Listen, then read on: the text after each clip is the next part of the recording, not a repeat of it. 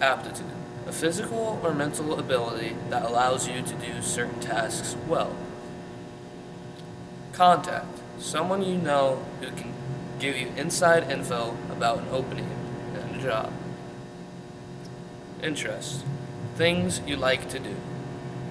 Job analysis, listing of the positive and negative attributes of a given career. Network, groups of people with common interests who interact for mutual assistance. Retrain, learning new and different skills. Skills, an ability to do well in a certain field. Upgrading, advancing to a higher level of skill to increase your usefulness to an employer. Values, ideals important to you. Work history, a record of the jobs you've held and how long you've worked at each job. What are some of your skills?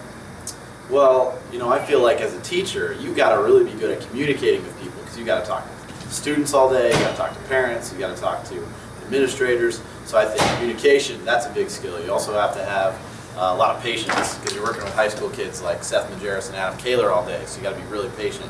That's an important skill. What would your job analysis be?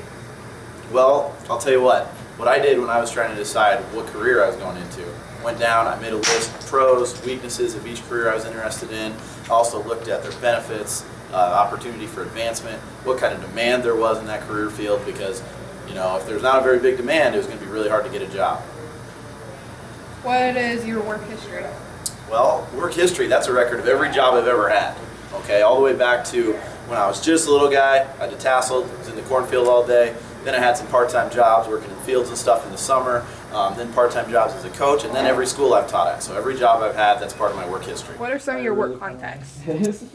My work contacts, I use my good friend who's known me for 25 years. It's always good to have somebody who knows you a long time. And then I use my friend that I worked with for several years at my most recent job. Okay. Have you ever had any retraining?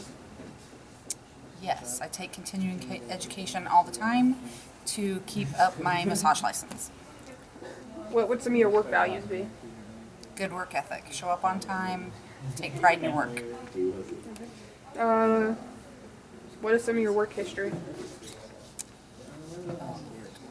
I've been a massage therapist for 15 years. I have done several different types of jobs. I've worked internet technical support, accounts payable, payroll, librarian, graphic design.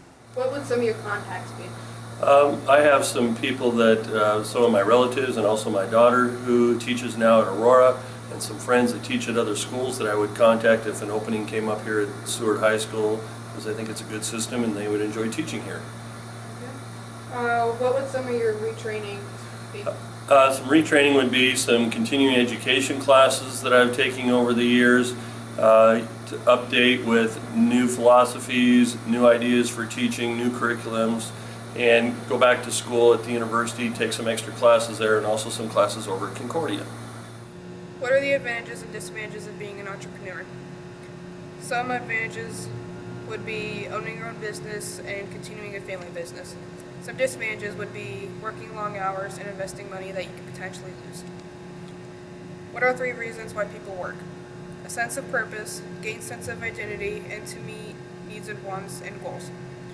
What is one example of an employee expense? Having to buy your own uniform. When you're beginning a job search, what is one way you can get organized? Fill out your resume and search for jobs in a newspaper. What are 3 different places you can find out about job openings? The site itself, newspapers, and personal contacts. What is the purpose of an employment agency? To help you find a job which you are prepared for. 3 reasons why people work. People work so that they can have nice things, so they can have a roof over their head and provide food and shelter for their kids. What are 3 different places you can find about job openings? You can find job openings from newspapers, from the internet, and from other people.